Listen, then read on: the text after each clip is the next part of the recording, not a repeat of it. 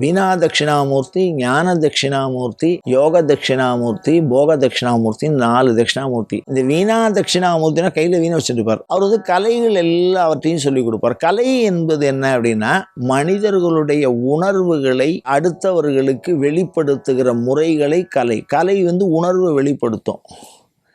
சாஸ்திரம் வேற. சாஸ்திரம் வந்து அறிவை விளங்க செய்யும். இப்போ வேதம் சாஸ்திரம், சிற்பம் கலை. அந்த வேதத்தையே உபதேசம் பண்ணக்கூடிய சிற்பம் தட்சிணாமூர்த்தி.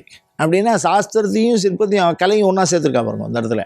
அது மாதிரி வந்து வீணைங்கிறது ஒரு கலை. அந்த கலையை உபதேசம் 64 கலையும் அவர் உபதேசம் பண்ணுவார். யோக தட்சிணாமூர்த்தி, யோகம்ங்கிறது என்னென்னா யோக பயிற்சி அளிக்கிறது. அந்த யோகத்தை மூச்சடக்கு பயிற்சி, அந்த மாதிரி ஒரு தட்சிணாமூர்த்தி இது.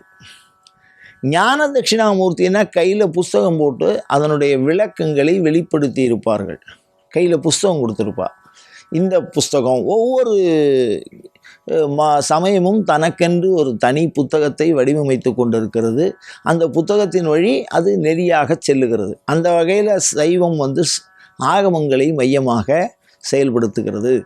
அந்த மாதிரி கையில் ஒரு சாஸ்திரம், அதுதான் ஞான தட்சிணாமூர்த்தின்னு பேர். போக தட்சிணாமூர்த்தினா உலகியல் நலன்களை சொல்லித்தரக்கூடியவர்.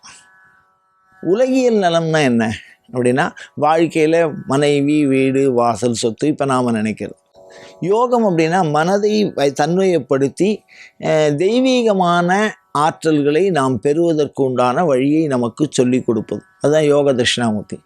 அதுக்கு அடுத்தபடியாக பார்த்திங்கன்னா ஞான தட்சிணாமூர்த்தி அப்படின்னு சொன்னால், அந்தந்த சமயம் போதிக்கின்ற ஆன்மாவை பற்றிய, வீடு பேற்றை பற்றிய, இந்த உலகம் தோன்றியதை பற்றிய உண்மைகளை, எப்படி இந்த உலகம் தோன்றியது, யார் தோற்றுவித்தார்கள், அதன் காரணம் என்ன, அப்படின்லாம் விளக்கறதுக்கு ஞானம்னு பேர். அந்த ஞான தட்சிணாமூர்த்தி அப்படின்னு 4 விதமாக இந்த தட்சிணாமூர்த்தியை பிரித்திருக்கிறார்கள்.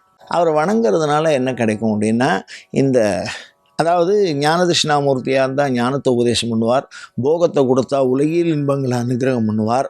இந்த வீணா தட்சிணாமூர்த்தியாக இருந்தால் கலைகளில் மிகச்சிறந்த பயிற்சி அடையலாம், மிகச்சிறந்த வெற்றியை அடையலாம். அதே மாதிரி இதை எல்லாவற்றையும் விட பாவத்தை போக்குகிற தன்மை அவருக்கு உண்டு. ஞானத்தை வழங்குகிற தன்மை அவருக்கு உண்டு. இந்த ஞானத்தை வழங்குவதில் தான் முதன்மை. தட்சிணாமூர்த்தின்னு சொன்னாலே ஞானத்தை வழங்குவது அப்படின்னு.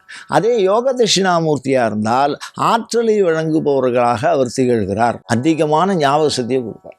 எந்த ஒரு பொருளும் மறக்காது. ஏகச்சந்தாகிராகின்னு சொல்லுவார். ஒரு தடவை சொன்னால் ஒரு விஷயம் அப்படியே மனசில் நிற்கும். அது மாதிரி இருக்கக்கூடிய அனுகிரகம் அவருக்கு உண்டு.